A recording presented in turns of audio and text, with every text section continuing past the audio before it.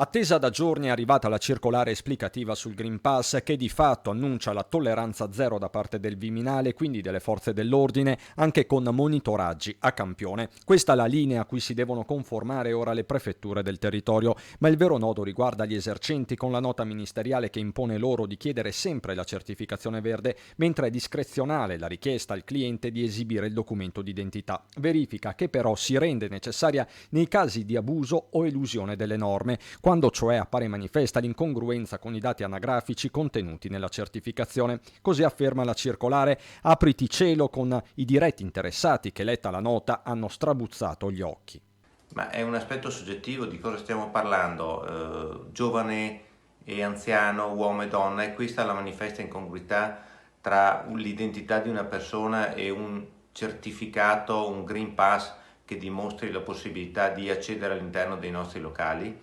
Qui si apre un vaso di Pandora perché abbiamo numerosissimi problemi che possono venire fuori, non per ultimo ad esempio il caso in cui ci sia una persona che sta compiendo un percorso di transizione per cambiare il proprio sesso e che ha in questo caso un documento con un nome ancora del genere in cui è nato ma non del genere in cui si riconosce.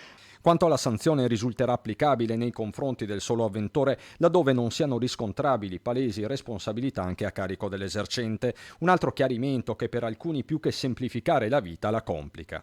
Una circolare che non dice nulla, che forse crea ancora più dubbi, e quindi l'unica cosa che ci viene da dire è sperare che il nostro emendamento nelle prossime settimane, quando verrà votato in Parlamento, passi e ci tolga definitivamente l'onere del controllo, riponendolo solamente nelle forze dell'ordine. Ancora una volta facciamo la nostra parte e facciamo anche la parte di qualcun altro, per cui speriamo che tutto questo serva, ma crediamo che sia solo un ulteriore aggravio di ulteriori obblighi. Perplessi anche numerosi sindaci del territorio, come il primo cittadino di Spresiano. È da 1 anno e mezzo che escono decreti poco chiari che necessitano di circolari successive per essere spiegati.